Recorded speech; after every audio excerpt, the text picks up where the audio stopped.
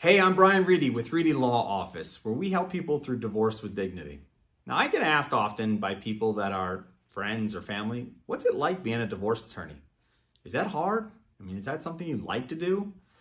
And I tell people that I think of myself like a cancer doctor. I don't want my clients to be going through a divorce, just like the doctor doesn't want their patients to have cancer. But see, the reality is by the time they get to me or they get to the doctor, things are too late. Things have already progressed to the point where they now need professional help. And over the years, I've seen and heard a lot. And in this video, I'm going to be sharing 7 tips that I put together from a divorce lawyer so you can avoid seeing me. Now, before I begin, I've got to give some credit where it's due. And some of the inspiration from this came from some great sources, some resources that we give to our clients. The first comes from the book, The Go-Giver Marriage. And the second comes from the 5 love languages. If you haven't read these books, I highly recommend them because they're wonderful resources to help build on this content. Now, let me get to the first tip. All right, the first tip is to appreciate. Now, this kind of goes hand in hand with words of affirmation, but it's really important to take time to appreciate what your spouse does. We can take things for granted as time goes on. Let's face it. You get into a routine and certain things happen on a daily basis and you forget to pause and say, you know what? Thank you. It can go a long way. A well-timed thank you and expression of appreciation can really make things stronger between you and your spouse. All right, the second thing, know yourself. Shakespeare once said, to thine own self be true. Know who you are, know who you're not. Self-awareness can go a long way. Understand, you are a pain in the ass to live with. That's right, I said it. We all are. We all have our things that we are not perfect at, okay? Accept who you are, try to improve it, but don't act as though you don't have your flaws. Recognizing that you have your flaws will make it easier to accept when your partner has their flaws. That leads us right into the third tip, that is acceptance. You need to understand that we all are flawed. Your spouse is flawed. You're flawed like we just talked about. You have to accept your spouse for who they are. Your spouse is not a project for you to change. They are not your clay to mold into what you think they should be. You have to accept who they are and who they're not. You are going to grow, and if they grow with you, that's great. If you grow apart, you have to accept that. The reality is you can control your actions and only your actions. If your spouse doesn't want to go along with that, you have to accept it. Our next tip is trust. Now, this is the cornerstone, the bedrock of any relationship, but trust is so important. If for whatever reason you cannot trust your spouse's word with 100% certainty, there is something wrong. Maybe you need professional help. Maybe you need to talk to a counselor, a rabbi, a priest, some spiritual advisor of your choice. But if you cannot trust your spouse, why are you together?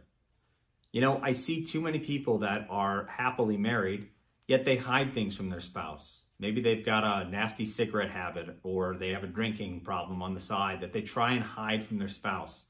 This is not something that's healthy in a relationship. We talked about knowing yourself and knowing your spouse, but it's really important that you trust each other. And if you guys cannot hold to your word, something needs to change.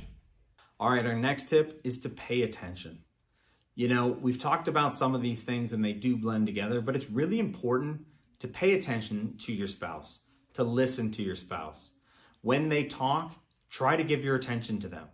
In this day and age, it's so easy to be consumed in our cell phones, our iPads, our TVs, but try to set aside some time to give your spouse that attention. When they're out and about, pay attention to the things they like. Try and listen to the places they want to go. It's amazing how many people don't really even know their spouse because they don't want to listen. It's really important that you take that time to pay attention to their needs and wants so you can grow together. Our next tip is to be a financial team.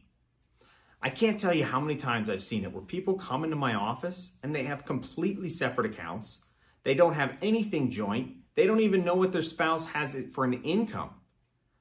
This always baffles me because when you become married, there are certain benefits, there are certain rights that come with being married. Yet these people have no idea what their spouse makes? That doesn't make any sense. They treat it as though this is a joint venture where they're just partners in a business and they invest their money. If things go bad, they get to keep it. Well, as we state in other videos, that's not true. So keeping your money separate is not going to help you just keep your money and walk out the door when all is said and done. But you need to be on the same page. Now, I'm not saying that you can't have some money that's off on the side, maybe for gifts or just some money that you're allowed to spend without accounting for everything. But I see no reason why you should have everything separate if you're trying to say that you're together in this marriage. All right, our last tip, grow together. I can't tell you how many times people come to my office and they say things like, Brian, they changed. They're not the same person they were, and I just don't want to be them. And I say, you know what? That's a good thing. Change is a good thing. It's when change goes in the opposite direction that things become a problem. You see, you're a different person than you were when you got married. I hope you're not the same person you were when you were 21, 25, even 30. The fact is, we change as time goes on. As we age, we grow older, we have new interests, new likes. We don't like to go out at night. We like to be in bed early. But some people are different, and that's okay. Different is not right or wrong. Different is simply different. As we talked about, you need to accept your spouse for who they are, but the key is to grow together. You see, what happens is people kind of grow, but it's really important that you come back to a center, have a foundation. It's when you grow apart in your own separate directions that it's a problem. So find one or two things that you can always come back to, and it should probably be something other than your children. Maybe it's a habit or a hobby that you guys enjoy that you can always come back to and find that foundational thing. So as you do grow, you have something to come back to. All right, so hopefully you found this video to be helpful, even when they're coming from a divorce attorney. I've seen these things from the other side, and I want you to avoid needing our services. However, we know that people do need our help, and by the time they get to us, it's too late. So if you need our help, or if someone you know needs our help, please give us a call at the number below.